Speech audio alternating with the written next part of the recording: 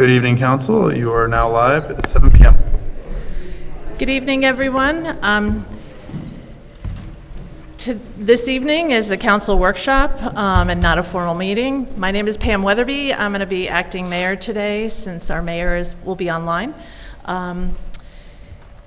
We will be having discussion among our council members, and there will be no public comments during this meeting. So let's start it with, I see roll call wise, I see everyone here. Mayor, I'm hoping you're online and whoever else is online. I am online. I'm out of town today, so I appreciate Pam, you chairing the meeting.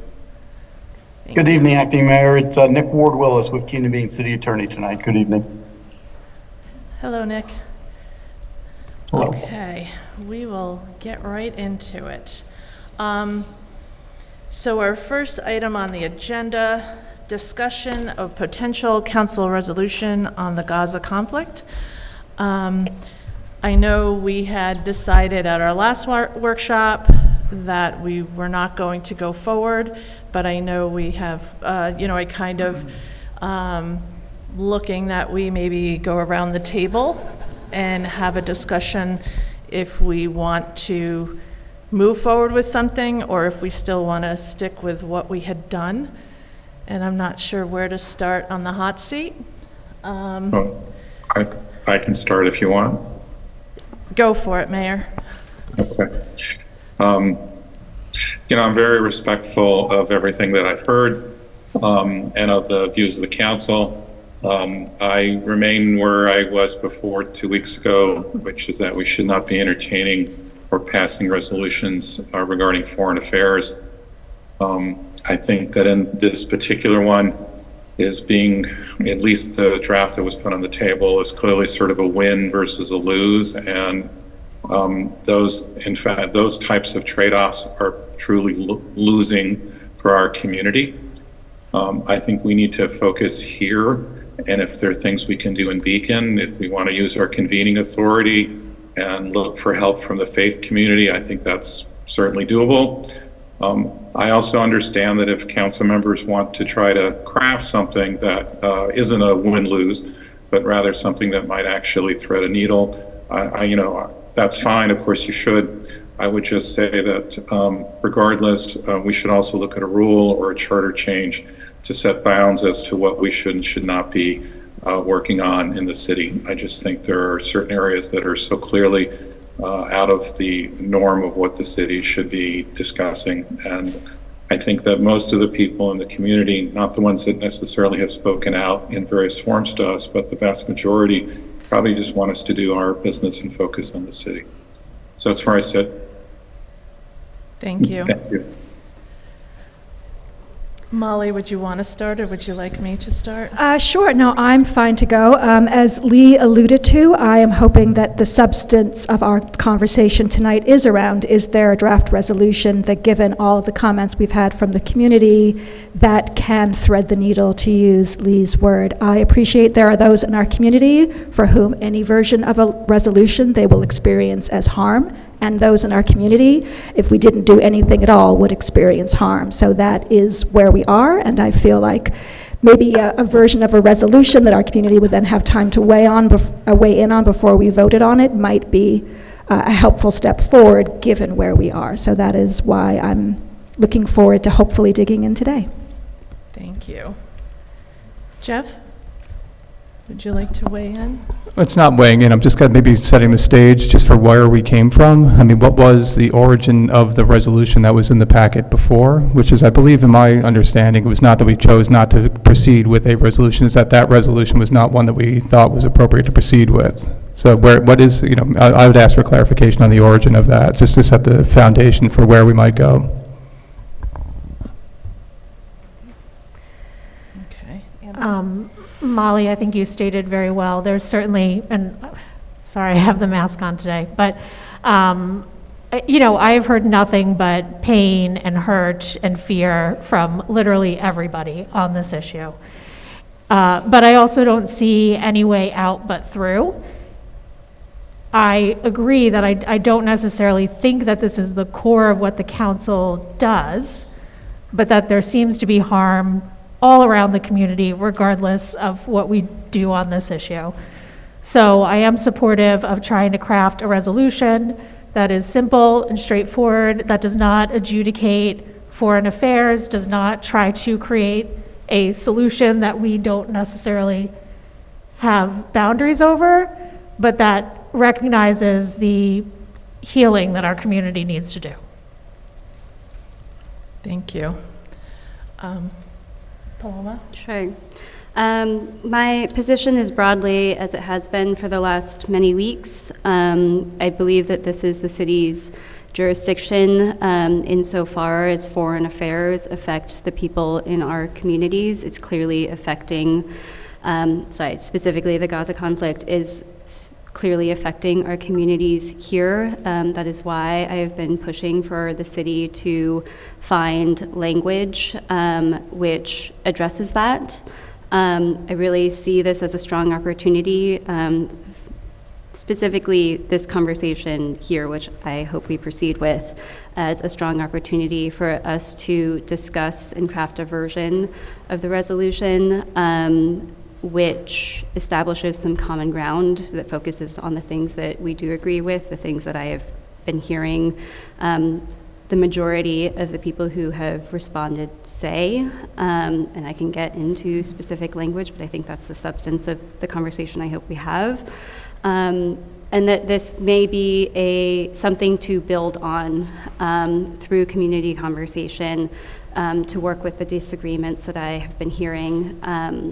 And that is why I have continued to, I hope, consistently and clearly both call for a ceasefire resolution and for community conversation. I don't necessarily think that it's a dialogue. I think that language implies that there are only two sides or only two perspectives. That is not what I've been hearing from this community.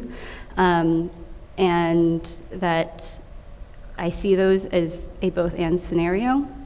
And I hope that we move forward with a resolution tonight. Thank you.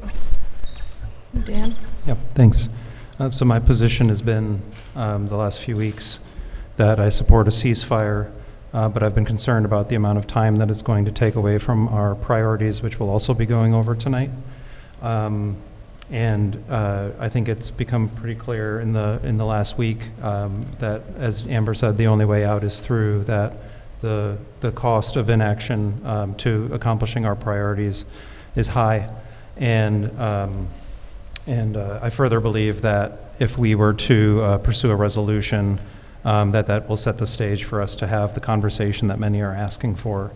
But I think that right now, I think what we need is we need to kind of come to a conclusion on language that's acceptable, and I know through my conversations with many of you that's your pursuit as well, and so I hope that we can accomplish that tonight. I also agree with the mayor that I don't know that I agree that we need to change the charter, but I think we do need to agree on how we deal with this going forward. I think personally that something that stands out about this issue relative to other foreign affairs issues is that this room has been jam-packed for a month with people who are suffering and in pain and have loved ones that are suffering and in pain. And I think we need to address that. Thanks.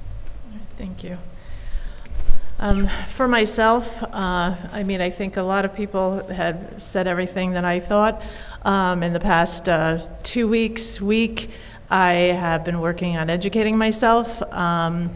And I also have been reviewing a lot of the resolutions. I mean, it's definitely not two-sided.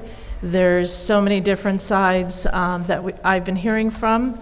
And I think no matter what we come up with, I think we all have to accept that not everybody is going to be happy with this. But I know there's a lot of pain in this community. I know there's a lot of anger and hurt. And there is a lot of empathy and compassion, so I'm hoping that we can at least set the stage and start with something and move forward. Now, I know we had talked about, do we want to totally start with a clean slate, or do we want to look at, I know I had circulated what Amber and I had come up with, if we wanted to start with that, or if we just wanted to start looking at, we have like a list of choices that we went through, looking at different resolutions and different input. So we could start from a blank slate and go from there. Yeah. I don't know how everybody would like to proceed. So I know I'm the person who said we kind of need to start fresh, and I think that was really, I was trying to work this through our existing process, where normally we talk about something, we put our ideas on the table, we reach some kind of consensus where everyone is comfortable, but I also really want to move through this and not belabor it.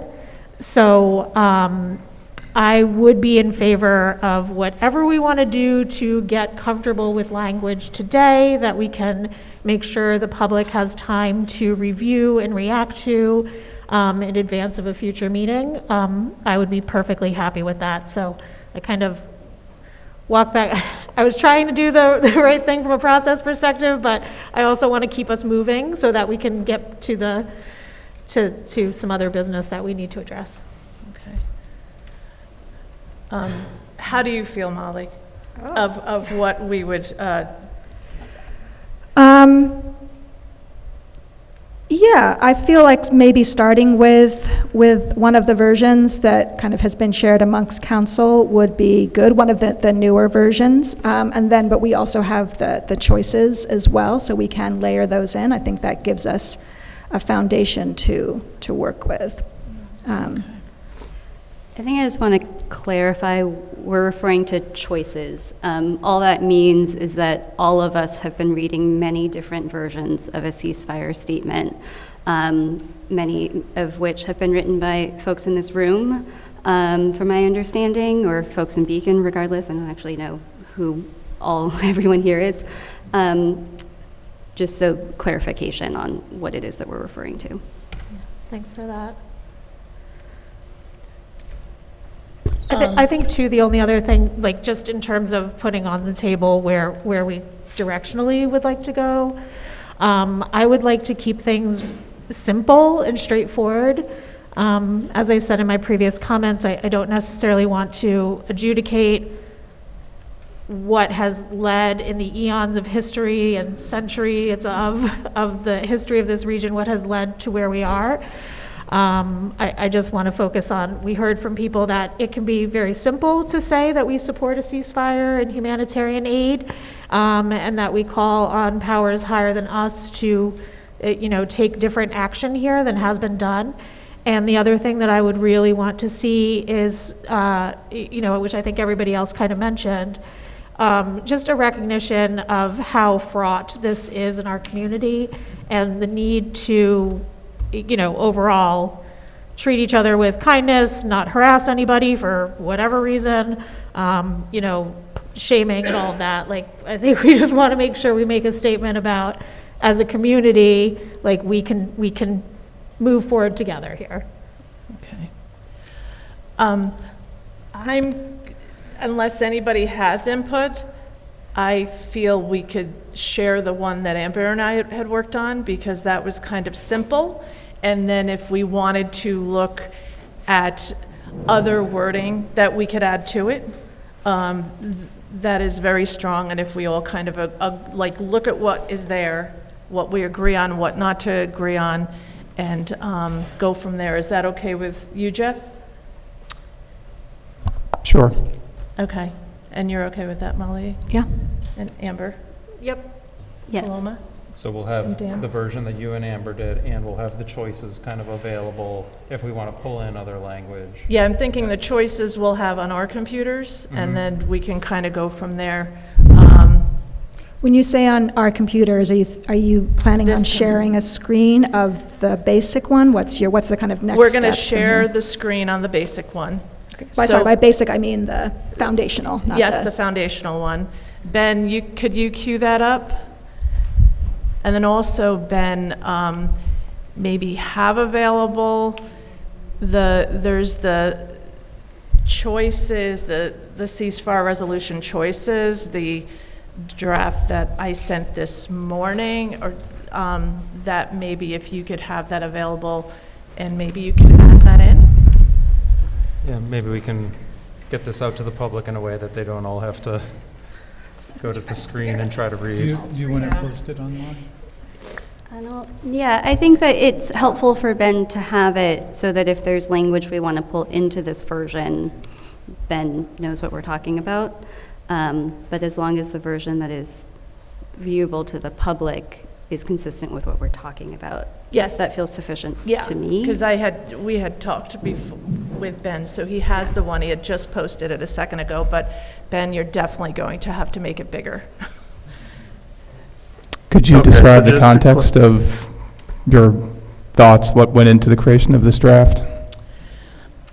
We kind of were looking at, this is something that Amber and myself had worked on. I have been searching numerous resolutions. I probably have about 20 sitting here right now. I had looked at a lot of emails that were there, and kind of for myself, I was looking at more leaning towards the city of Beacon and dealing with what we're going through right now. And then kind of just what are the next steps for the Biden administration to do. So Ben, you wouldn't be sharing the choices one, but that might be like a copy and paste as we're talking. But if you can show the Beacon draft resolution. And then if you can make it larger, that would be amazing. All right, one moment, please. Thank you.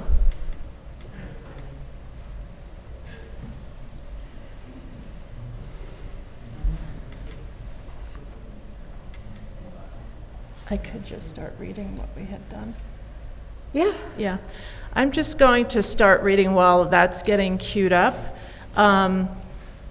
This doesn't have a title, and it starts with, whereas all human life is precious, and whereas the city of Beacon aspires to be a safe and welcoming community and is committed to promoting peace, unity, and respect for all of its residents and community members. That much looks much nicer, Ben, thank you. Whereas the city of Beacon expresses its unwavering support and empathy for all members of Beacon community who have been impacted by the violence of the Israel-Hamas war. And whereas the city of Beacon encourages all residents and community members to treat one another with empathy, compassion, and respect. And whereas the city of Beacon condemns all forms of anti-Arab, anti-Palestinian, anti-Muslim, anti-Jewish, anti-Israeli, and any other form of racism, discrimination, violence, and support thereof, intimidation, doxing, harassment, public shaming, and hate speech, whether online or in person.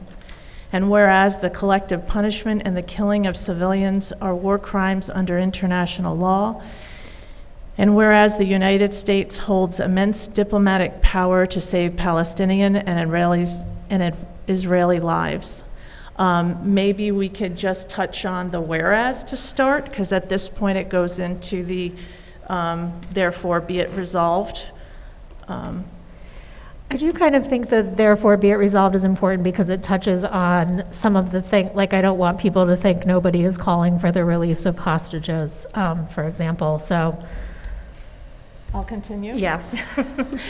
Now, therefore, be it resolved that the city of Beacon urges the Biden administration to condemn the killing of and collective punishment against civilians and condemn unjust imprisonment wherever it occurs and call for this release of all hostages and political prisoners and calls for and facilitate an immediate and lasting negotiated bilateral ceasefire, which I know that has to be changed, between Israel and Hamas, as well as normalize regional relations, and call for the increased flow of humanitarian aid into Gaza facilitated by mutually trusted third parties.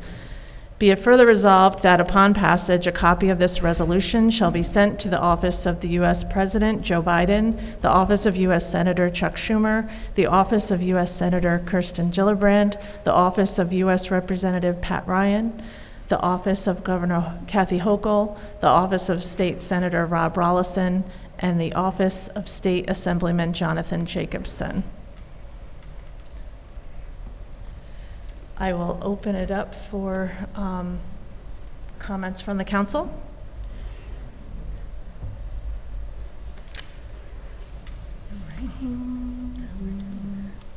Do you want to do whereas statements first, or are we just going to talk about generally ideas that we want to include? Do you have a preference? Maybe start with the whereas. Okay. I feel like under whereases, one thing that I saw in other versions was some language acknowledging the history of the conflict without necessarily putting blame on anyone about it, but acknowledging that the incidents on October 7th incidents come with a long tail. I can read that if I can find it. Do you mean the one that recognizes the current crisis? Yeah, whereas the City of Beacon recognizes that the current crisis takes place within a long history and affirms that for a pathway to lasting peace and justice to be developed, the root causes of the crisis need to be addressed in a process led by and centering the people of Palestine and Israel and their diaspora around the world, including here in Beacon. I think that one was a hodgepodge of a couple different versions. That is on page 2 of the choices, right above the statement of impact of what is happening. Would the council entertain including that? Yeah, I think that's useful to recognize the history here, which many people have been kind enough to help many of us kind of learn more about. And so I think recognizes that it exists, that this is not a thing without that. Okay. I would be in favor of including this statement as well. No objection. I'm fine with it. The whereas about all forms of anti-Arab, anti-Palestinian, can we include anti-Semitic and Islamophobic or Islamophobia? I'm not quite sure which one flows as well. Would you want to include it in addition or to sort of substitute anti-Muslim with Islamophobic and anti-Jewish with anti-Semitic, or is that further confusing? I'm personally fine with either. I see no harm including that. I guess I hear the phrase, particularly anti-Semitic, is more sort of the one that people use, so I feel like including that in what we acknowledge that is how people are experiencing some of what's happening right now, I think is important. Islamophobic, maybe the same thing. Just replace anti-Muslim with Islamophobic. Yeah. I hear the phrase Islamophobic much more than anti-Muslim. Yeah, and if we get comments back that, oh, there's actually a difference because of this, then we might, add it back in. But I think those are just words that I hear in the community.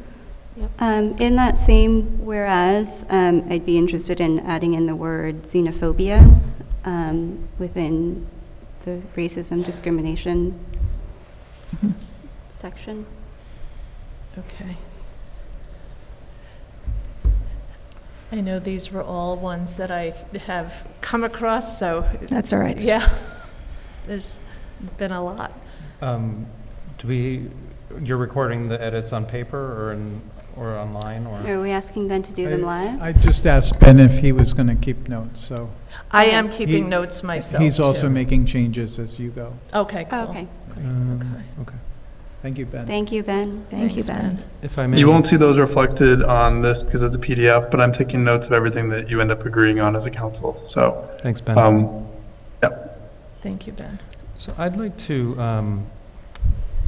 We have the second paragraph in the second whereas statement. The City of Beacon expresses its unwavering support and empathy for all members of the Beacon community. And, you know, the next one also, I think what's important here is acknowledging in writing what we have experienced as a city, so that for posterity, when someone's looking back and saying, why did they address that issue at that time, that we can say we had, 4 meetings in a row that were, jam-packed, sometimes standing room only. There were 3 petitions, at least 3 petitions.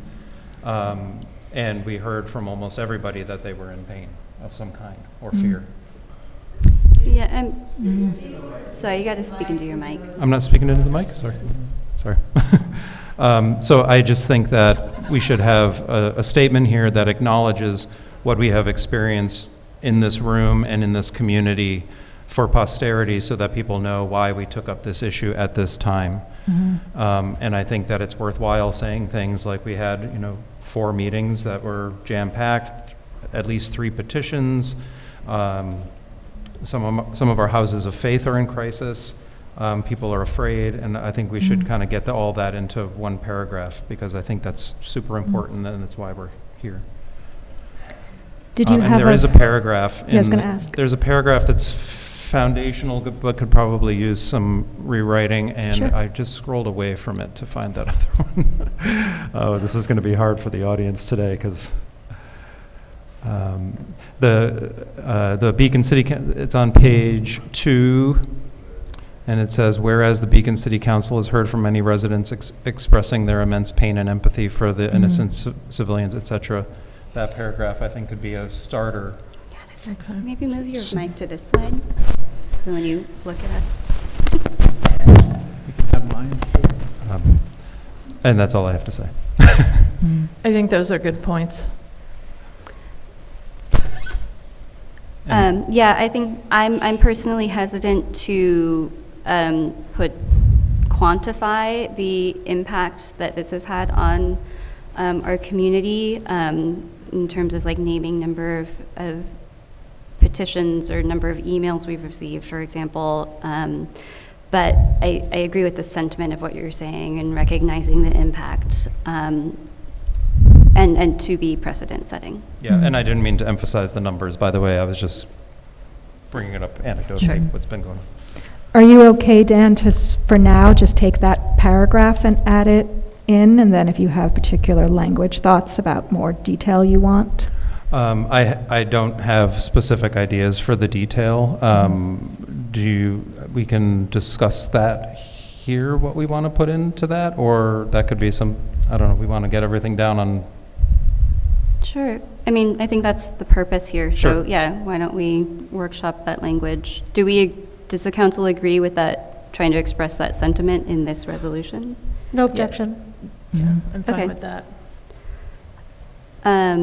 Then, just to read out the full sentence for all of us, in the current version, whereas the Beacon City Council has heard from many residents expressing their immense pain and empathy for the innocent civilians victimized by the Israel-Hamas war, and their desire to be part of meaningful action to bring an end to violence and to bring lasting peace to the Middle East. I would maybe, actually, that second whereas after, and this is getting long, but whereas the City of Beacon recognizes we have an ability and an opportunity to help ease the pain and divisions in our community our community has been experiencing through a statement of shared understanding and advocacy for the desires of the community to be heard.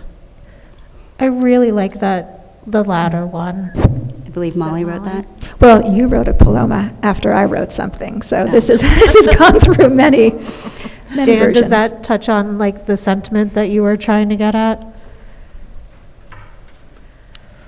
So if we had both of those, you mean? It's the one right below it, right? I think just Yes. the recognizing the ability and opportunities, pain. I don't know that we need both, but I think my preference is the one that begins with the Beacon City Council has heard from many residents.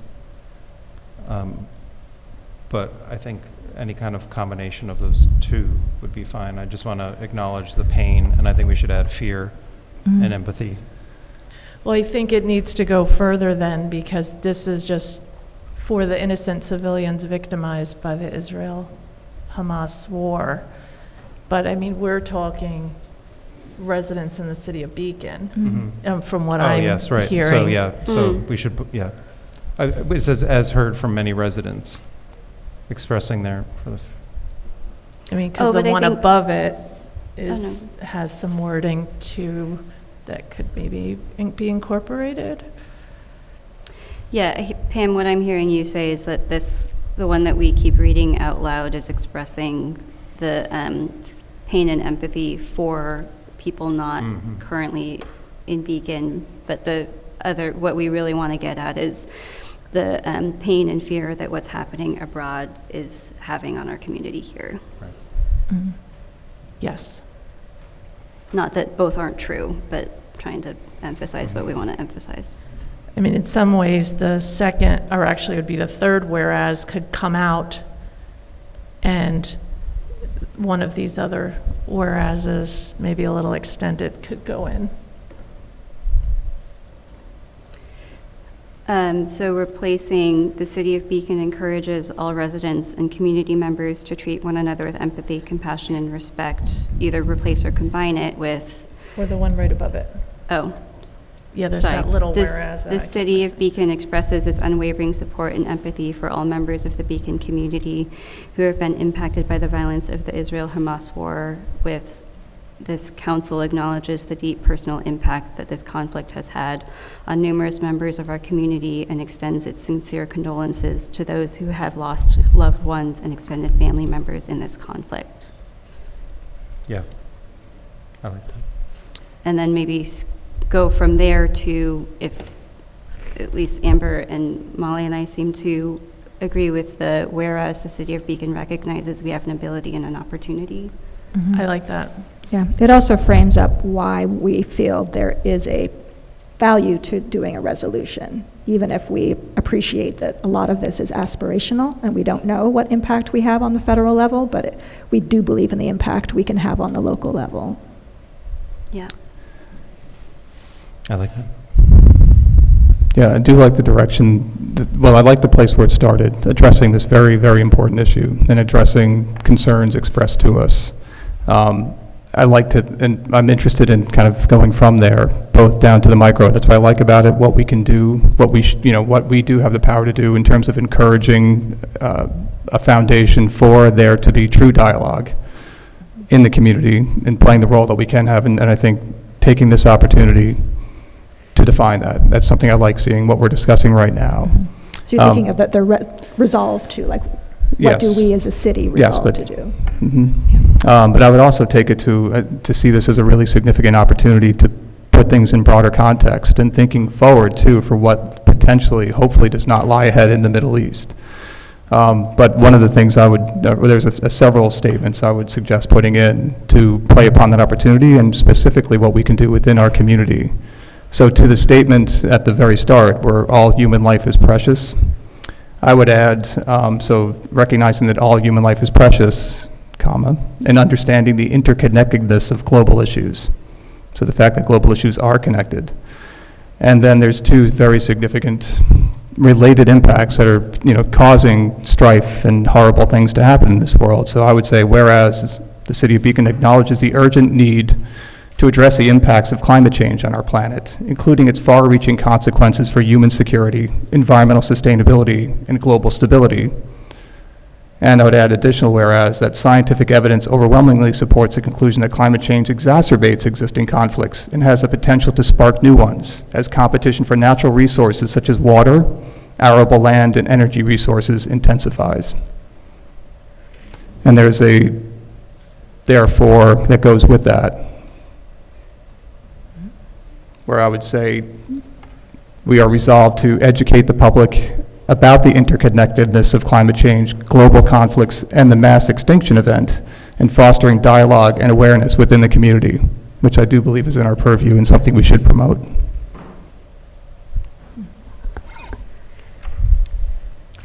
You have that written down? I wrote, I didn't share, but I did prepare ahead of time. Would you be able to email that to Ben if you haven't I already? certainly So would. he is. I have not, but I would. I think that connects with something that was in the original draft that you put together, Paloma, about the environment, the connection to climate change and war, Yeah. or military conflict. so. There's no arguing that climate change is exacerbating these problems, and the war in Syria itself was basically a war caused by climate change because they were all out of arable land. While I think it's very important, and we can address it in the resolution, I think starting off with our first whereas statement as being about climate change, I think it I wasn't confuses. I wasn't suggesting the first whereas, Oh, okay. but I was saying that we should add it to that first. To add to that, okay. All human life is precious. Did you have a place where, I think there were 2 whereases you mentioned after that you suggest? That's the beauty of whereases. I mean, there is some flow that happens, but they could happen wherever they made the most sense. Yeah, and it's not clear to Ben where all of these go, so what I'm going to suggest is let him do his best effort to get this on paper, and we'll circulate it to the council afterwards. And then if you need to move things, we can do so for next week. Nick, think is that that acceptable process? This is a memorializing resolution. Yes, that is correct. That's permissible. Great, just wanted to double check. Yeah. Thank you. I'm wondering if about the climate could go below the last whereas the city of Beacon. And then it could have the climate after that, and then the collective punishment after that. Yeah, I think what I'm hearing is that we don't necessarily need to determine exactly where that goes, rather that we agree that it should be part of the resolution, and then we can kind of make sure it flows correctly when we get the edits from Ben, Okay. just to kind of keep us moving. Yes. And Jeff, if you can email that, please, it would help. I will. Did we cover, are we good to go on to the therefore be it resolved part, or are there other pieces that we feel need to be prior to the therefore be it resolved? May I ask one clarifying question? On the choices document that you're referring to for a number of the things you'd like added into this draft, at the bottom of the second page, there's 3 paragraphs that were discussed. The 3 whereases that are completely on that document. It sounds to me like the paragraphs beginning whereas the council acknowledged the deep personal impact that this conflict has had, and goes on. And then whereas the city of Beacon recognizes we have an ability and opportunity to help ease. Yes. And it goes on. Those 2 are being included, Yes. but not the one between those 2, or all 3 Correct. of them? Okay, thank you. Thanks. And Ben, it's replacing, those 2 are replacing the current third whereas. Yes, The Great. City This of one. Beacon expresses, yeah. this one. Yes. Is you. everybody comfortable with going to look at the therefore be it resolved? Mm-hmm. Okay. I know that number 4 needs to be changed. Calls for and facilitate an immediate and permanent Yes. ceasefire. Yeah, I think permanent. And to be fair, I was one of the people who was like, oh, permanent seems to be a thing, but I think it's clear to say, and I don't think it's important to dance on the head of a rhetorical pin between the other options that are close to that, and if that was what resonates with people. And no one has spoken out against that as well, so Right.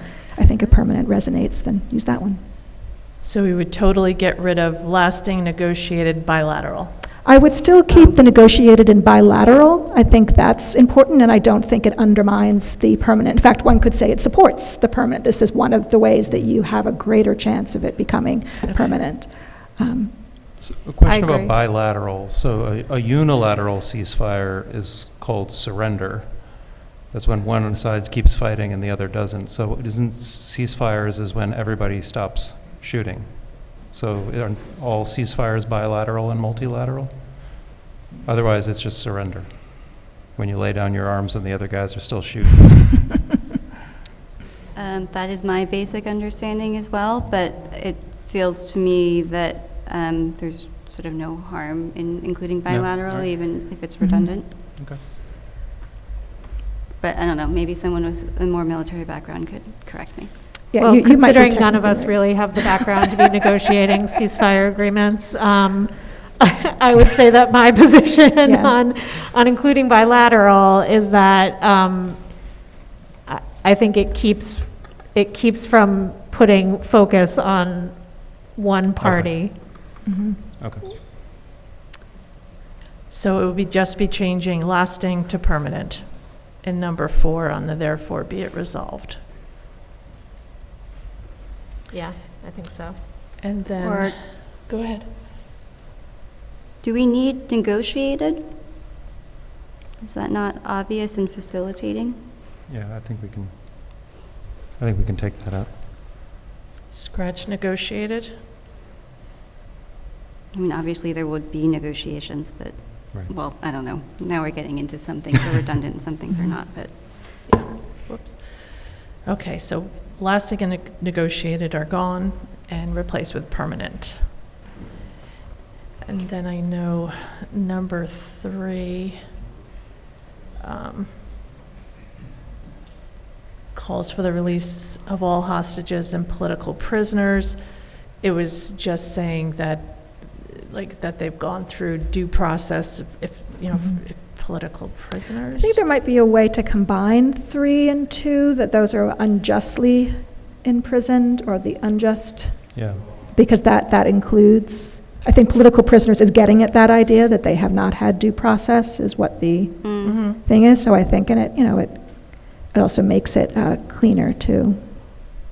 But I think leading with the hostages, release of hostages, and those who are unjustly imprisoned wherever it occurs.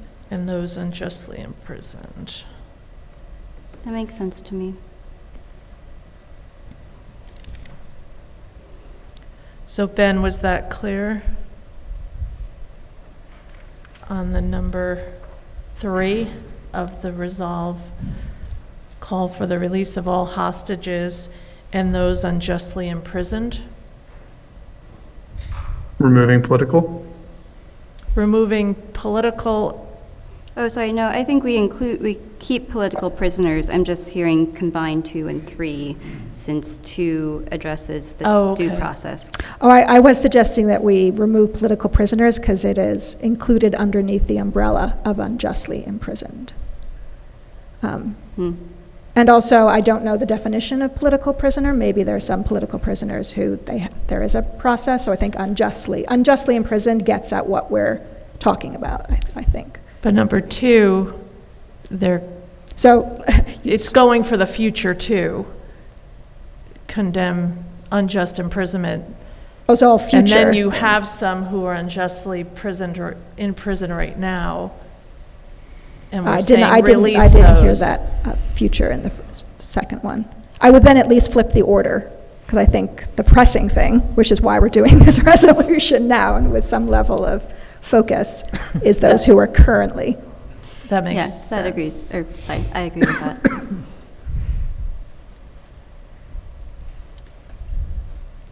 So number 3 is, what was number 2?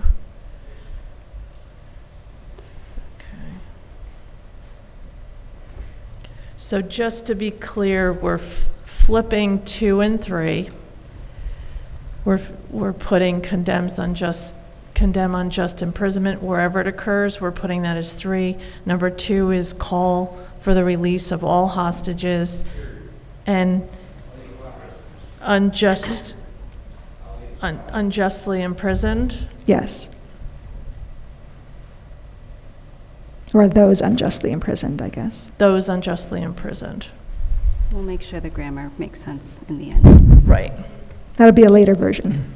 We can clean up the grammar. Thank Okay. you, Thank Chris. No, we Hey. can't. No, nobody. Please. Thank you. Sorry. And I apologize, I've never done this before, so please have patience with me. But I know if we start with one, it's going to continue on, so, We just add also that we're trying to complete a draft today so that the public can weigh in Yes. next Monday. any other additions or changes on the therefore be it resolved? Okay. For number 5, I think it might be helpful to name 2 things. One, that humanitarian aid include food, water, electricity, and medical help. And that I think what we're calling for the Biden administration to do is to not sort of passively call for the increased flow of humanitarian aid, but recognize that the U.S. has a particular position and opportunity to make that aid happen. Sorry, there's a better word for that. Enable? Facilitate. Okay. Sorry, facilitate is the word, but I guess I just don't want to. I want to recognize that the U.S. is in a particular position to facilitate the aid and not just pass it off to a third party. I want the aid to flow, and I don't care how. I don't care whether it's the U.S. delivering or third parties. I think So we can could take just out get that rid last of bit. facilitated by mutually trusted third party. And there is the one on the choices, increased flow of humanitarian aid into Gaza at the scale that is needed to address the humanitarian crisis, including the restoration of food, water, electricity, and medical supplies. Well, That would, please correct me if I misunderstand, but I think what I'm hearing is that you would prefer something stronger at the beginning of that statement that puts more ownership on the U.S. in terms of what is happening in the humanitarian aid department? Yes. Okay.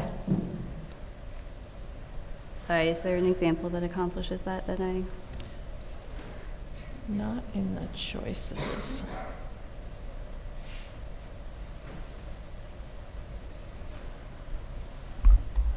Well, I think you're kind of starting with,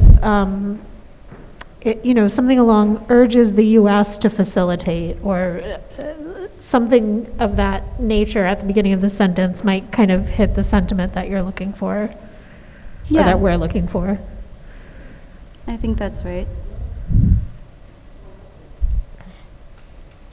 Thank you. Thanks, so we'll update that one, which might need some massaging Mhm. on that. Um, Is- Go ahead. I was just going to say, is there any other additions? I just wanted to add that I've heard from a lot of people talk about the right to self-determination for both the Israeli peoples to have a nation and for the Palestinian people to be in control of their own fate. And I don't know how to make that a resolve statement, be a resolve statement. We can calls for the United States to recognize the self-determination of all peoples, something like that. There is a sentence in one of these versions that was referencing the UN Declaration of Human Rights and the liberties it guarantees. I'm trying to find it.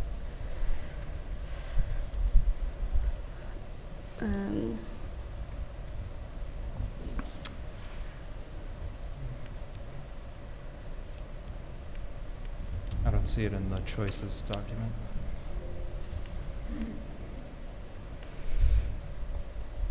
Is that the safety, freedom, dignity, and equality one, Paloma? Maybe? Oh, wait, it's in. Oh, it was life, liberty, and security of person is Article 3 of the Declaration of Human Rights. I think Sorry, Article 3 of the Declaration of Human Rights by the UN states that everyone has the right to life, liberty, and security of person. Sorry, was that better? we can put that in. I don't know which article of the UN Declaration of Human Rights includes self-determination, so I don't want to just lump that onto Article 3, but if we want to have, that we're calling for the Biden administration to recognize basic rights of peoples, I would want, whatever we want to Yeah. include, I'd like it to include self-determination. So it could be the list that Paloma, the 3 or 4 things Paloma mentioned, and a self-determination. Yep.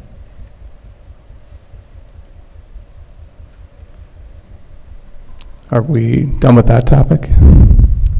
Of that one resolution? Paloma, I mean, not the are you resolution, able- but that one statement. Are you still looking for something? I don't want to So interrupt. I didn't have anything to add about humanitarian aid. Dan, were you, you wanted that to be part of the humanitarian aid resolved, or did you want that as a whereas? No, I wanted to call on the Biden administration to recognize the rights of self-determination of peoples, not as a whereas statement, but as a be it resolved. Right? We want them to recognize the rights of self-determination of all people, which the U.S. is not very good at. So another bullet, whatever number in that list, that is, urges the Biden administration to recognize the rights of all peoples to And I've heard that from a lot of people. to self-determination. And then do you want to also include, Paloma, what was the safety? Sorry, now I'm fact-checking myself. The right to life, I believe it is actually the right to life and to live in freedom and safety. Right to life, freedom, and safety. Can you just read that back so Ben Yes. has that as a full thought? I'll have you read that, Paloma.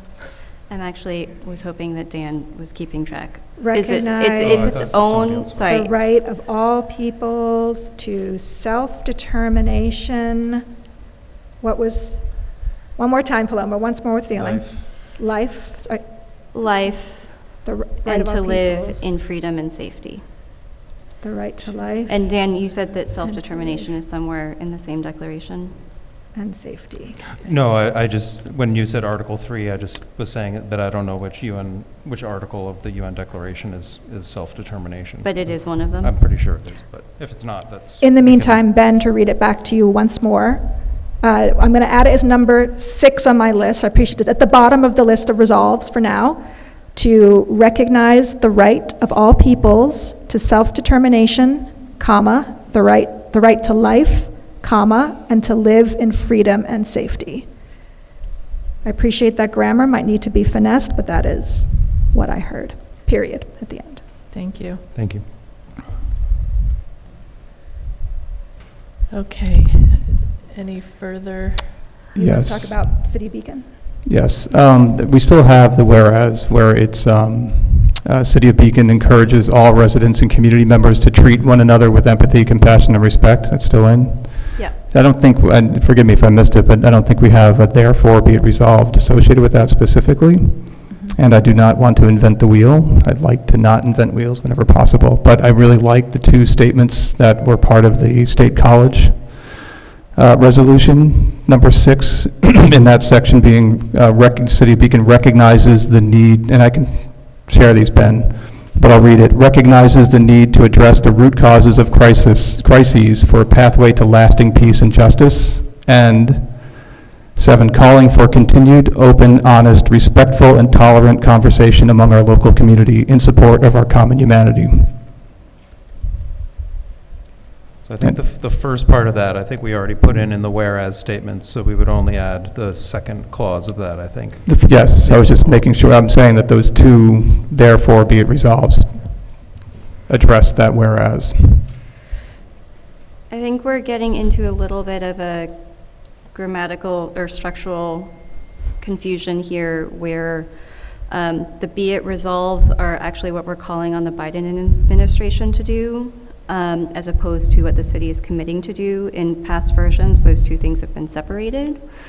I don't know if we want to move in that convention, if that would be clearer. We can do an and also. Or Be like- it further resolved. Yeah. Yeah. Would that suffice, Jeff, to have a be it further resolved? There's that multiple names- ways to do it, and that's fine. Any way we Okay. do it, that's clear. We don't want the Biden administration to lead a community conversation. I would be open. So So, and be it further resolved that the city of Beacon, the two things that Jeff said. Can you, One, sorry, two. can you read them one more time? I will share them in the email pasted, but they are, the City of Beacon recognizes the need to address the root causes of crises for a pathway to lasting peace and justice, and calls for continued, open, honest, respectful, and tolerant conversation among our local community in support of our common humanity. I'm still not Yeah. sure that first one makes sense for the city of Beacon as an action item, but It's part of the Agree with education, the 'cause I second did one. have the education one that does also belong in that section that I read associated with the earlier statements, so I think it does. I just think it's not our, whatever, it's fine. I don't- Again, it's part of an education that I think would be part of the conversation.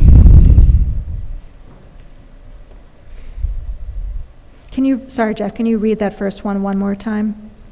You just like The- hearing my the voice? recognizes, basically, yes. Recognizes the need to address the root causes of crises for a pathway to lasting peace and justice.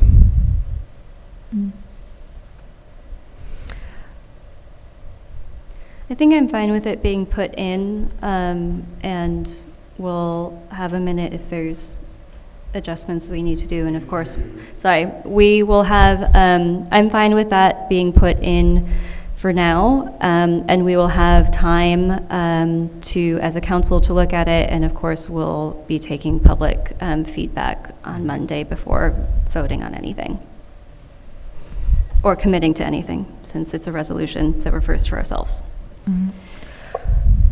We have talked about various forms of community conversation. Do we want a statement about what the city commits to, encourages? Do we feel, to Amber's point, that we can say that in a resolution? Do we want to?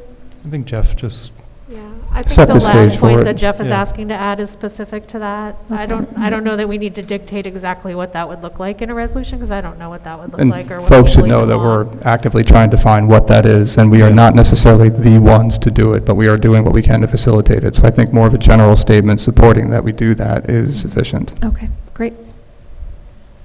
Okay. So are we ready to move on, or Uh, was Nick has So a Pam, point. the one item that hasn't been discussed that I think would be appropriate just to close out the discussion is the title of the resolution. Oh, right, the Oh, title. yeah, the title. All right. We can talk about the title. I did have one other resolved that I would be interested in including. I don't know which you want first. Pam? Resolve. Okay. There's a version of this statement in the, on page, actually I don't know which page this is, but anyway, enforcement of current U.S. law and policies that require military aid to be used in accordance with international humanitarian law and human rights law. This is in reference to the Biden administration's policy that has been longstanding, that was recently in the news again, since this is in the Be It Resolved section, we're calling on the Biden administration to fully enforce their own policy. Yeah, I have another updated version of that too, as I Okay. got some feedback that that might not be strong enough to what we want. This actually comes from a Biden memorandum, the conventional arms transfer policy that was released about a year ago. So at the bottom of the list, Ben, and I will email this one to you because it's long, enforcement, so this is under the section, we asked the Biden administration to I guess it's enforce their own policy that no arms transfer will be authorized where it is more likely than not that the arms will be used to commit acts intentionally directed against civilians or other serious violations of international humanitarian or human rights law, including serious acts of violence against children. Again, all of that is already statements that the Biden administration has put into a policy, so I feel like calling on them to enforce their own policy is appropriate. yeah, I agree. It is in the draft. I will email it out to you, Ben, because I appreciate that was a lot of words. Thanks, Molly. That was a better version. Well, I got pushed by people to try to come up with it, so I did a lot of reading of national security blogs that I won't get into, so. Okay, so that's Thanks, Molly. enforcement of their own policy that no arms transfer will be authorized where the United States, Where it is more likely than not, that's the standard that is stated.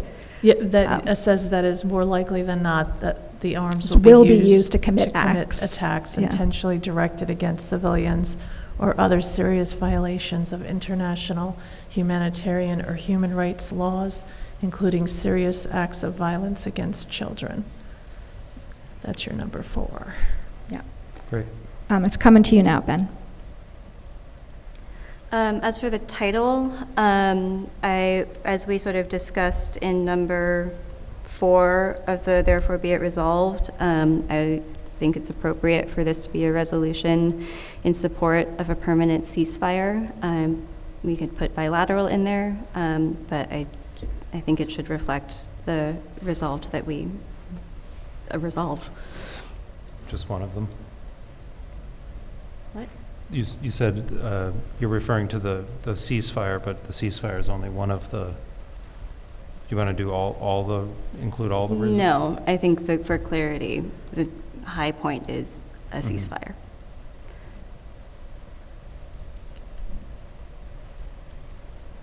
Of immediate and permanent.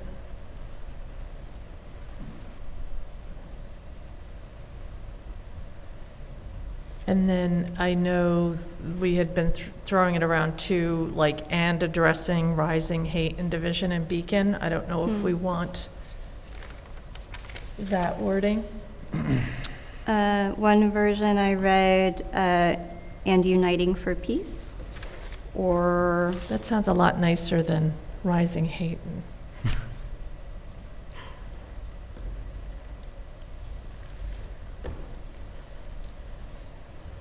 I like that, and uniting for peace. So calling for an immediate and permanent bilateral ceasefire and uniting for peace.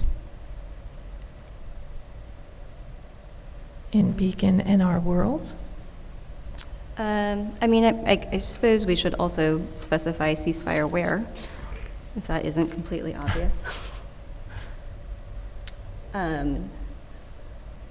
Where the ceasefire. I think we'll take ceasefire wherever we can get it. That's also very true. Yeah. And I do appreciate that we're considering this as intentions that are broader than this single conflict. But maybe it's, I don't know, I'm open to other opinions here.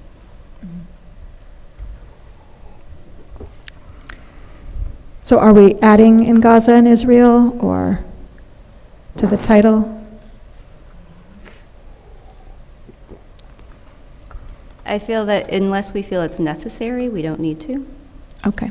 I know I'm the one who brought up the question, but So the title, resolution in support of an immediate and permanent ceasefire and uniting for peace. yeah. Yep. Okay. Nick, how important is it for us to be specific in the title? It's not. The title is within your discretion to convey the thought that you want to summarize by its title. Okay. Okay. Everybody's good? Yep. We can move on. Yeah. Okay, to clarify for the public, what we've talked about tonight, that will be sent around to all of us city council members to take a look at. Is that what I heard?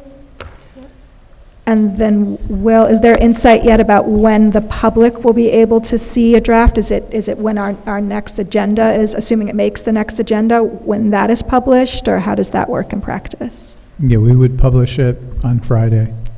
Would it be So- this this- Friday, because we'll have would Yes. we need to have a public hearing on this, or No, it's it's just? not a local law, so Okay. you can pass a memorializing resolution.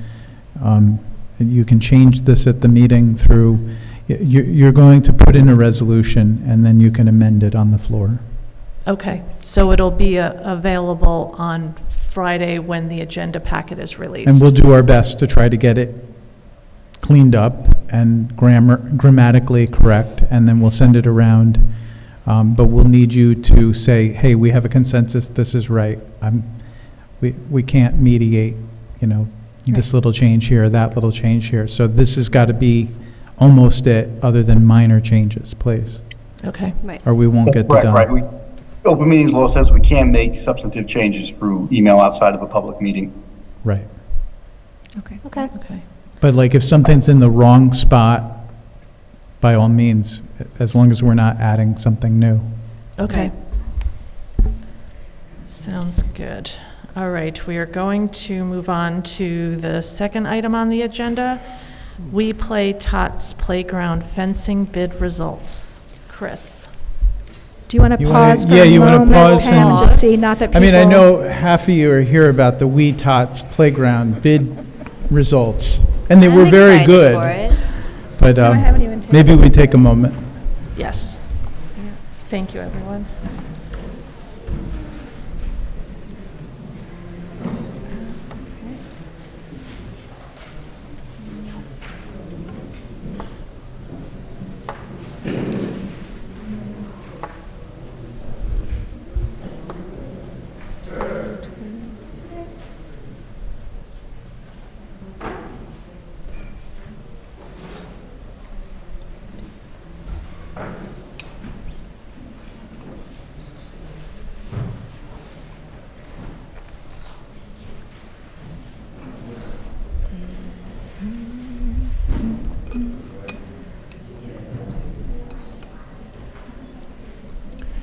Let's go. All right, let's All go. right. So just as background, the council has approved in 2 capital programs a reinvestment in our We Play Tots playground located at Memorial Park.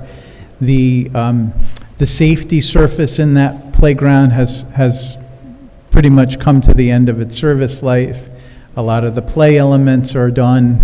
The fencing needs to be replaced. So we are bidding this in pieces. We actually are doing the rubber safety coating on the playground through a cooperative buying mechanism that we use called Sourcewell. And similarly, we're doing that with the playground equipment. We did need to bid the fencing.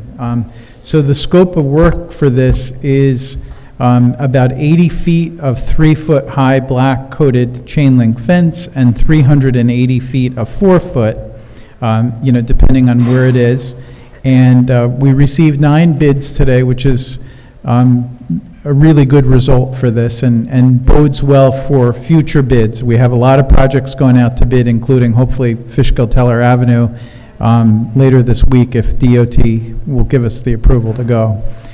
So I'm hoping that's showing a change in the economy. We had 8, 3 of the low bids came in well below our engineer estimate. We are just qualifying the individual firm before we make an announcement, but by next week we'll have a memo outlining what the bid results were, and hopefully we go with this low bidder that we have. And then we'll be moving quickly. We're trying to finish this installation by April so we can reopen the playground. This is about $150,000 total project job, and I do again want to thank the WeTot community group for making a donation of more than $30,000 towards it. We're also using about $50,000 from our recreation fees. And as I've mentioned before, this is going to be followed in the fall by large improvements at South Avenue Park, including the installation of a permanent restroom. And what so- was, oh, I'm sorry. Yeah, go ahead. I was just going to ask what the engineer estimate was on this one, if you recall? For the fencing, it was $31,000. Okay. Yeah, and And you've got some that are our low below. bid right now is $19,000, which is great. It actually is below the bidding level. We typically, according to New York State law and our procurement policy, if it's under 35, we don't have to go out for a bid. But it also sometimes gets us a better, more competitive price. Great, thank you. Yes. Thank you. So, All right. Number 3 on the agenda, City of Beacon Fire Department volunteer members who qualify for Length of Service Award Program contribution for 2023. yes. This is you again, Chris, and we Yeah. did have information in our packet. So you have information in your packet. This is a program that the city set up some years ago to help attract and retain volunteers. in exchange for volunteers putting in X amount of years, they would receive a defined contribution a defined benefit once they get to an entitlement age, which in the city of Beacon is 62. We have about 19 or 20 people currently on this who did their 20 years or, hit that age. And the way that it works is each month they get $20 for every year that they provided full service up to 20 years. And so, as you can see in 2023, some of these folks have already maxed out, so that means they hit their 20, they can't go any further. There was only one person earning last year because our ranks of the volunteers really fell during COVID, and then we really haven't had a facility to rebuild our volunteer force. Right now we have, as you know, we're rebuilding the central fire station across the street.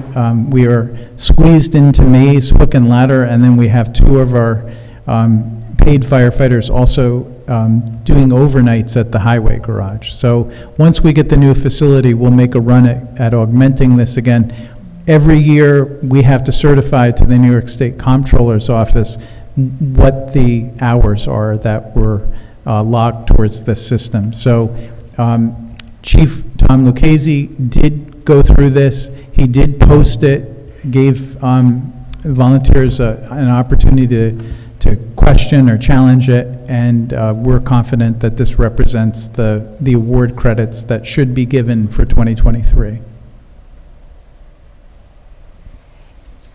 So Is- go ahead. Yeah, I was And just you've gonna done ask- this, you've done this every year, so I think this is familiar to Yes. most of you. And just a reminder for myself, when we're looking at what we're certifying, is the credits essentially like the amount of hours they've contributed this year, or is it a different value? Yeah, it comes to how many years. So it's Okay. like, if you were there half the time, you get 0.5 years credit. Yep. And there's a calculation based on how many fires and emergency events you make, how much training you've done. But we have struggled with volunteers since COVID, and we're hearing from departments all over that has been a challenge. Yeah, I'll say this out loud, but also take it on myself to follow up in the 6 to plus months from now, is that I know when we first talked to Chief Lucchese about this, he has a lot of great experience in both himself being a volunteer, but like how you attract volunteers. And so once the new fire department, or the new fire building is up, I think that might be of interest to the council and the public, just to kind of talk about what programs we might want in the future after that. So Yeah. I'm just saying it out loud to make a mental note for myself as well. Well, and toward that, I would just caution that I don't think this is going to turn around anytime soon.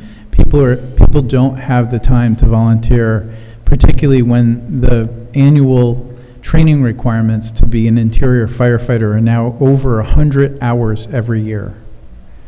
And that was different. Like when my dad was a firefighter, I don't remember him going more than once or twice a year. And again, it's hard now that you have a mostly paid department, because the volunteers help recruit each other, and there's a social element. So we've kind of started to make that transition towards principally a paid department. But I do want to thank, we're going to be honoring one of our longtime volunteers, Pat Kelleher, who is retired after 54 years.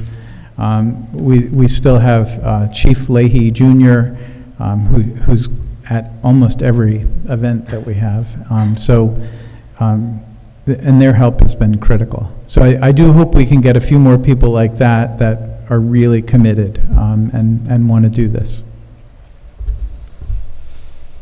All right, thank you.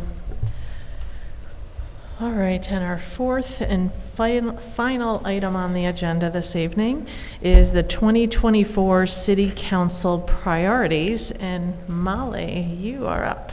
Thank you. So thank you, everyone, for weighing in. Just for those who haven't already been following this, that there's something we started doing, or most recently started doing last year, kind of putting together all the possible things that the city council has kind of mentioned they want to focus on, and then using this as a process to try to focus on what are the things we want, at least at the top of that pile. So I asked all the city council members and the mayor to weigh in on what they're thinking of the top priorities for us to focus on in 2024. And so in the packet now, at the bottom, you'll see how those votes came in. The way that I put it in is I gave, I think, more if you had more points, and then the individuals was second, so you'll see the points in the individuals doesn't necessarily line up exactly, but that to give us a top idea. I did want, before we kind of get into what the top vote getters are, I wanted to also talk about, there were some things that were mentioned that were potentially quick, and so we might want to talk about whether or not those actually are quick and what that means for that. And I also wanted to point out that even if there are things that we are not collectively focused on as a total council, if there are things that we have energy around that we can still be working on. As an example of that for myself, I've been working with the mayor and the administration and our police chief and the department on some of the next steps with our police advisory committee as well. And so that hopefully is something I'll be able to bring back to the council soon, but that's not necessarily something that the council itself has to spend much of their own time on beyond a potential future council meeting. So there might be other things in there like that. Does anyone, a preference of the council, do you want to get into what our top vote getters are, or start with the quick items? Maybe we'll start with the quick items. Sure. I think there was, Jeff, I know you had a couple that you flagged. Do you want to bring those up and just see how people feel about those? Well, I hoped that the administration, city council administration category, I hoped at least some of those would be quick and easy to do. For example, the ability to have a standing document where we could comment on and shape future agenda for what we're doing at future meetings. The work on minutes, how we're capturing council discussions. And so I'd hope that this was just an administrative change that didn't take a significant investment of time or effort to get these moving forward. I would like those to be discussed in some detail because they have implications on our administration and how we get workflow done. And they're not light items. Great. So not quick. We just want to acknowledge that. They're not. I mean, We can acknowledge that they're quick for us to decide, but take a lot of work for the administration to do. Yeah. Well, now the one thing is that wasn't a choice for anyone. Is that something that, Chris, you as the city administrator would say we should prioritize that? no. Okay. It isn't, Pam. I did a presentation at the last workshop talking about the $42.6 million in projects that we're doing. We're literally trying to do two major legacy projects at the same time. The firehouse across the street, and if we ever get DOT approval to go to bid, Fishkill-Teller Avenue. To do one of those is overwhelming. To do two almost tips the canoe. Mm-hmm. So I need to be really clear, like, you're welcome to do any policy priorities, but we don't have additional bandwidth to do, we're asked every day to do different things and new things. And the only reason we got that firehouse even started is because we focused and we stayed very narrowly on big priorities. Yeah. And if we're ever going to finish Fishkill-Teller Avenue, it's just been in me, for the most part, to do these projects. So I guess the positive is nobody. the positive nobody is you're wants building them. a fire department. But just on our choices. Yeah, I Yes. mean, Well, this is a good start on identifying the priorities, but I think we do need to do a list that goes beyond even our selections to include these administrative opportunities and then talk about a matching to capacity and how they could be addressed. So there might be other things that we don't currently have that we could find. well, like the agenda, for instance, really is not under the purview of the city council. You're looking at a charter change because the mayor is in control of the agenda per the charter. So again, I think it's a broader discussion that is going to involve legal and the mayor when he's here, which is probably easier for him to talk. So No, I appreciate you bringing it up, Jeff, and clarifying kind of what it would involve. Yeah, great. I'll put it on that invisible agenda list, and we'll talk about it in a meeting, and I'll be relentless about it. I mean, we did, without completely changing the agenda and certainly without changing the charter, one version of sort of an agenda parking lot that we've entertained in the past is that if at the end of workshop, any council member wants to bring something up that doesn't, at the time at least, require any administrative support, or just to say in that moment that we would like, this council person would like to talk about it in the future, that's been entertained. I don't know if that feels like a compromise that other folks would be interested in, including the mayor, of course. I just think you have to be really clear, like, if you want to do new things and have the administration put time into that, you're going to have to pick something else that comes off the list. I can't get done all of the projects that have been prioritized by you and prior councils. We're working on projects from 4, 5, 6 years ago. We're capturing grants from projects that were finished, and we just got paid back on one that was from 2018 because nobody ever submitted the reimbursement for it. So again, we're trying to both keep up with the pace of everything that goes on every day with 130 employees and all the operations that we do, and do these major projects. And that's why I gave the presentation, because I hate saying no, but if I don't say no every day to something, then we're not going to get any big items done.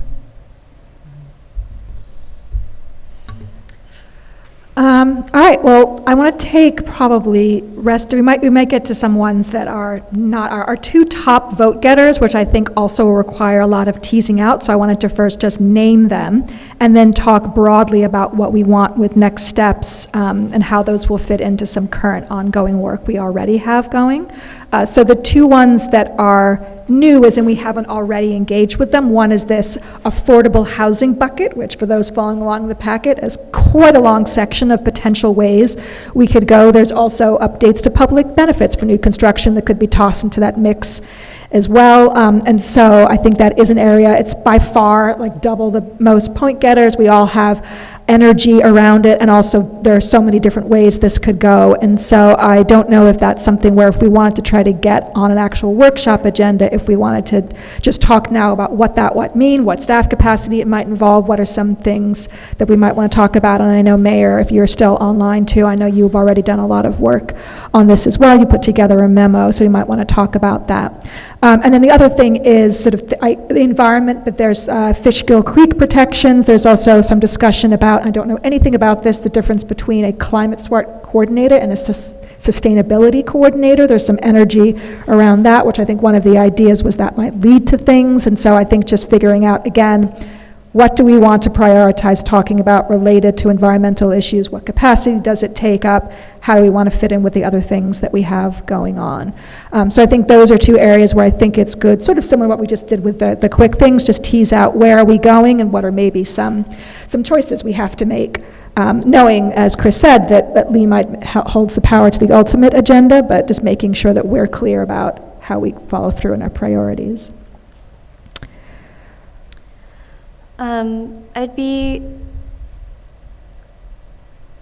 Sorry, I had a bunch of thoughts and then I realized maybe I don't. I have a lot of thoughts about housing, but I was wondering if it would be helpful to break out, because housing is such a bucket, because there are so many options on the table.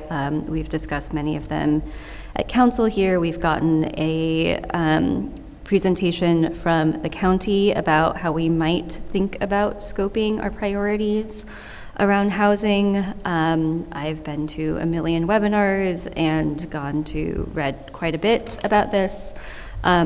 If there is perhaps a second version of this or a second draft of this that sort of teases out our options for housing, and then we can do another round of voting as a council on what our priorities are within that bucket. Yeah, Paloma, as you were talking and I was kind of reading this list, I feel like some potential buckets could be things that are run through the state, like that ADU grant program, the pro-housing community that came up. There's reference in here to New York State Housing Support Program, so maybe it's like the stuff that the state does that we just have to do something like pass a resolution or, you know, something to enable those programs. And then there's a category that's specific to, and these are not the only categories, I'm just saying. There's some things that are specific to like our own zoning that we have, you know, obviously incredible control over. And then there's kind of this bucket around like maybe enforcement, like around the, I see a reference for short-term housing. So like, I'm just kind of thinking on the fly here, thank you. And kind of like reviewing our workforce housing program, like maybe that's the third bucket is like stuff we already have, but is it doing what we think it should be doing? It's a good idea. Yeah, so I can take a crack at that, and I can share it, Lee, with you and kind of talk about where it might fit in. I appreciate at our next meeting, we're hoping to return to the minimum parking discussion. Lee, is Lee still online? I think he is. Yep. I'm curious, your thoughts here related to parking. Like I mentioned, you have a memo, and just wanted to hear what your thinking is about some next steps. So I hear two thoughts. One is a broad kind of general discussion of what kinds of things in zoning do we want to discuss. I think that's one that's best led by Natalie. I had put together a pretty long list a couple of years ago, and we've been kind of picking stuff off the list. So we can have that discussion about broadly, you know, as Amber said, do we revisit some stuff, whatever. That's the kind that you, I think, want someone, you know, a trusted advisor, that's our planner. I think the other piece is when you want to do any of those, you don't want to do them all at once, you want to do them one at a time. So separately from a broad discussion of things that we may want to work our way through is working our way through individual items. So we're doing that now with the parking. And, you know, we could do that with small size units, minimum unit size, for instance. You just have to pick them up one at a time. So that's what I would suggest. If you want to have the broad discussion, we just schedule Natalie to come in and she can lead us through that. Yeah, I think that sounds good. I think you don't have to answer this now, but my understanding is Natalie is going to make our next workshop meeting related to the minimum parking. So I'm wondering if we could also have the broad discussion as she's already here. But I will just put that question out, and then Lee and Chris can coordinate with her and see what's possible. So. And we can check. And then with the environmental one, is there thoughts now about what's needed? Is there capacity needed, kind of where we are once it's able to get on the agenda? I'm looking at you, Dan, and I know Jeff as well has brought stuff up, so I'll see if you have any initial thoughts. I can speak to the Fishkill Creek protections, but that's something that we discussed before on City Council, and we had actually laid out a whole list of ideas and reviewed them, and we had some city employees, and I think Jennifer Gray came in and reviewed what our current policy was, and kind of confirmed that there was a difference between what we were proposing and what we had, and then it didn't really show up on the agenda before. But I know that a couple people attended a training where they learned of some new ideas, and there is offline a long list of all of these ideas in one place. I don't know that it's final. So, you know, if we start with affordable housing and come back to this in a month to 2 months, I think is probably the right idea. Okay, so you're thinking there might need to be some offline work done to kind of yeah, well, the folks who went to the train, we just have to get everything down. Okay. And what I like is the idea of, you know, kind of like laying down all of the options that we have for protecting the creek and choosing the ones which we think are appropriate. Yeah. Sorry, go ahead, Lee. Yeah, I just think that's another conversation where we should have a broad one rather than a specific one, right? To go through, as you kind of suggest, Dan, what are the kinds of things can we do? And I think we have to lay that up against what, you know, has been done now through, you know, laws that we either put in place or things that we've adopted. And so you can kind of see that picture and kind of see where we want to go. And then we'll make individual choices from there and then pick up individual items. So I think similarly, I think we should choose which one we do first. I think we should pick up housing because both of them are going to require Natalie and our attorney to be involved. And I think you'll also want the city engineer here for any discussion on Fishkill Creek.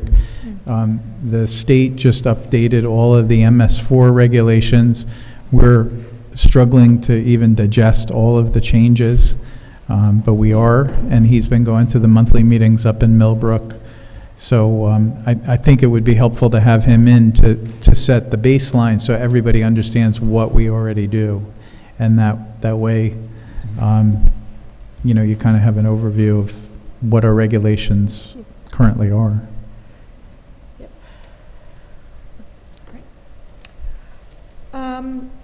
Amber and Jeff, do you want to talk about the idea of a sustainability coordinator, or do you want to, similar to Dan, kind of do some research and bring it back once we're kind of more diving into kind of environmental Yeah, issues? I would just say, I don't think that's something I put on the list as more of like what do we call this person? Because I feel like there's a little bit more to that person's role than just climate smart. So, I mean, just kind of throwing that out there. I don't know what that I don't think is the most important piece of that bucket, but something I've kind of had in mind there. I think there's other things that are probably more of a priority in terms of environment, but I also think there's something about that in every single bucket that we have. Okay, so it might be because of our bucket that might shape yeah. what staff capacity, what city capacity do we have towards Right. it? I think it is a matter of capacity, and that's how I view it as well, in that we're talking, at the title, again, I agree with Amber, that it's not the title that's the issue. It's a matter of looking at what the past opportunities have been, what we currently have, and with a very fiscal, responsible mindset, what we could and should be investing in, particularly for future benefit to the city. And again, from a fiscal perspective. And bias here is, I've been working in sustainability for quite so many years, and just find that there's, when there's an investment in this capacity, it reaps benefits that just way outpay the costs that go into it. So, and we did have a presentation by our we've had two very good climate smart community coordinators, but there's a whole lot of opportunity there that I think we need to understand better. So I'd like to invite them back. I think I made a request for a presentation just through email exchange that we had, just to get a sense of what that foundation is and what the opportunities are that we should be discussing. And that was my top priority, because I do think it's just money and benefit for the community sitting on the table. And I do want to just quickly let you know, Faye doesn't just do the Climate Smart program. Faye has helped us with the compost program. She interfaces with the CAC. She's been involved when we're planning to do an installation of solar on the highway garage, and she was instrumental in getting the initial cost estimates out of that and helping with grants. We just put in a grant for the geothermal. So we have incrementally, we increased her hours slightly this year, and she, I think she has another job though, so I don't think know how she does. I think I have her for as many hours right now as she's able to give us. But we do leverage her often and for good causes. Yeah, I do want to be very clear that my commentary is not at all about the person in the role, more of just like, they're not necessarily a climate smart coordinator anymore. It is bigger, as you said. We've recognized that. Yeah. So if you want to change the name and focus, but she is also still doing the Climate Smart program. We're still earning grants through that. The community solar letter that we just put out is hopefully going to reap some additional grant benefits too. Yeah. But there are capacity opportunities there as well to bring additional hands to the effort, and not just our wonderful CAC, the amazing volunteers that we have, but there's state programs that are basically state funding for additional support. And we did that, Faye and I together, that led to the fleet inventory, and it was compost support and the messaging, and actually the newsletter was through basically an externally funded, call them an intern, but they were a fellow, a very talented person. And there is a whole slew of people that are available through state programs, including NYSERDA's Clean Energy Internship Program. So an additional capacity there could just magnify the benefit of what we could do. Okay.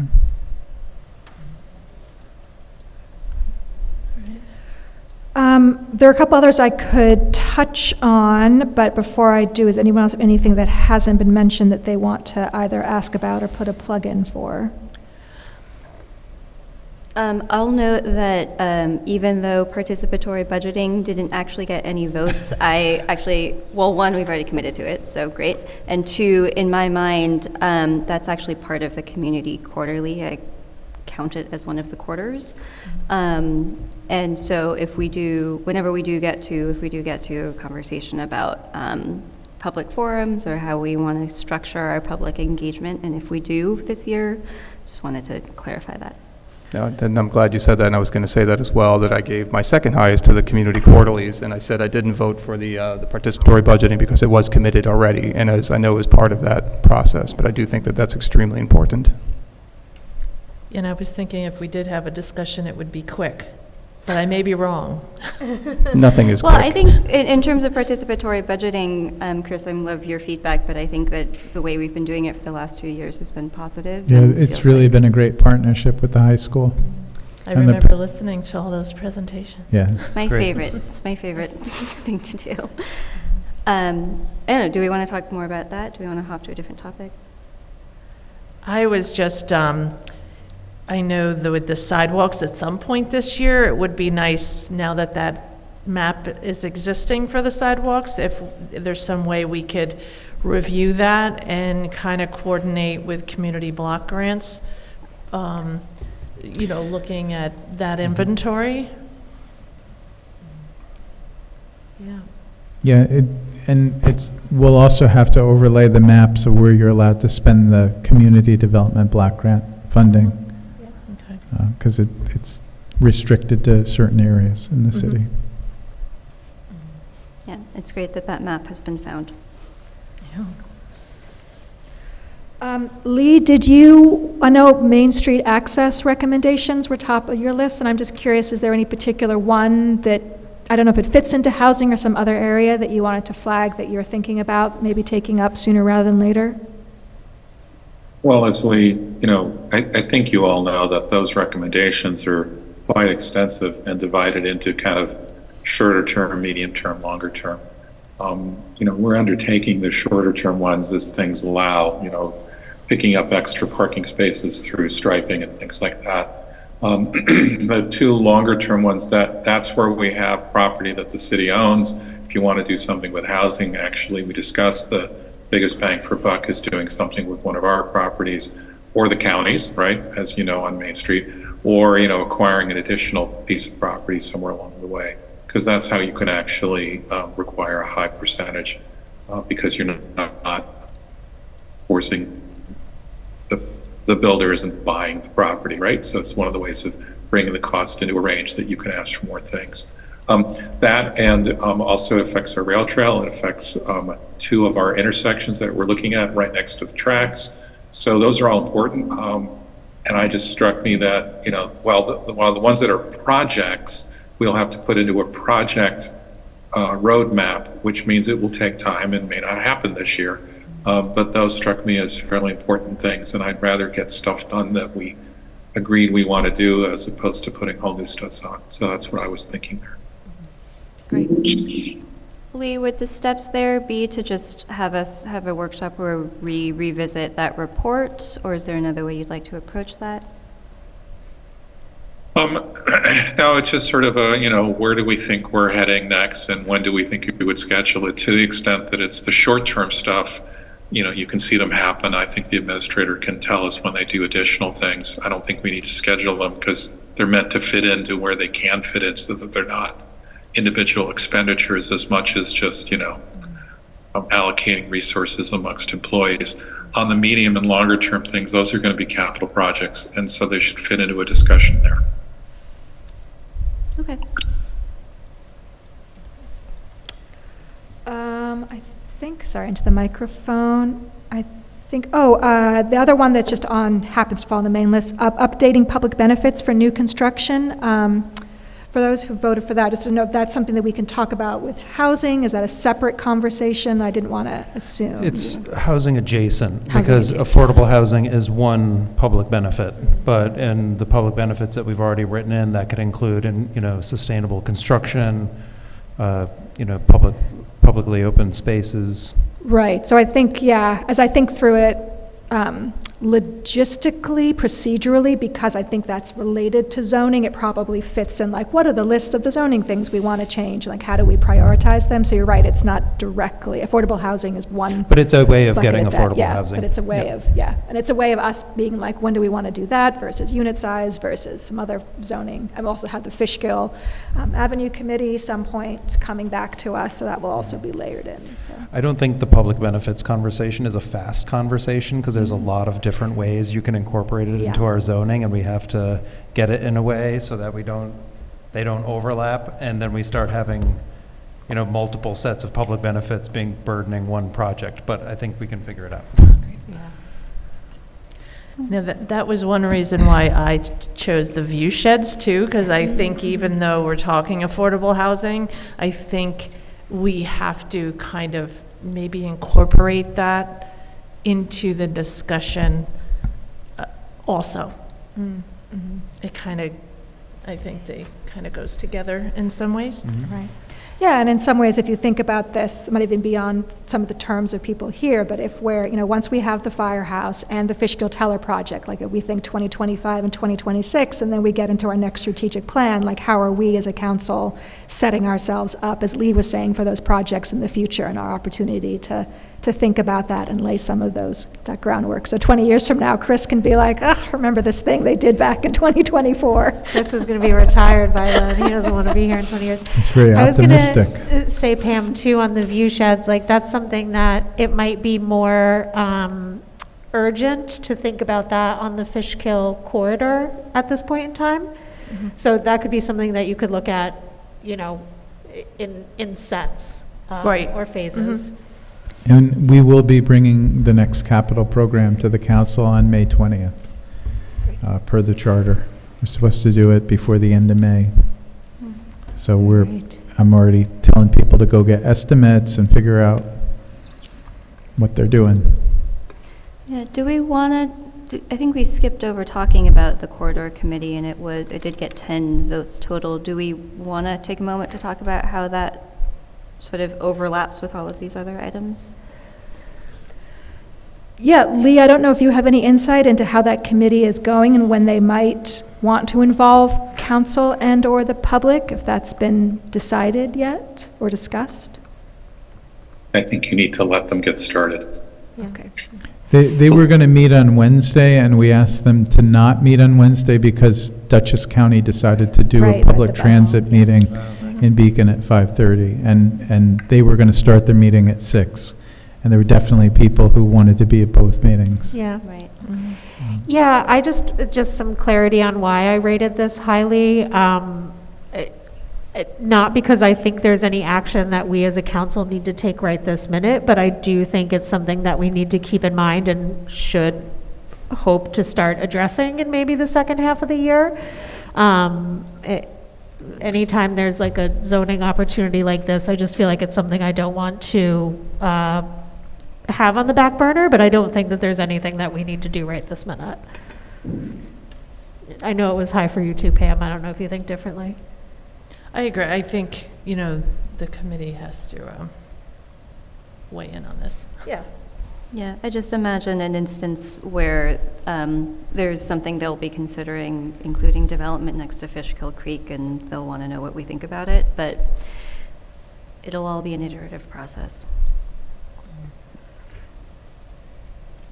All right. Yeah, that was everything I wanted to touch on, unless the council had something else that wasn't directly mentioned. I guess I did want to say the second thing I was going to say about public forums, which is my current thinking, is that I'm most interested in having public events that are in partnership with some of our other institutions. The participatory budgeting is in partnership with the school.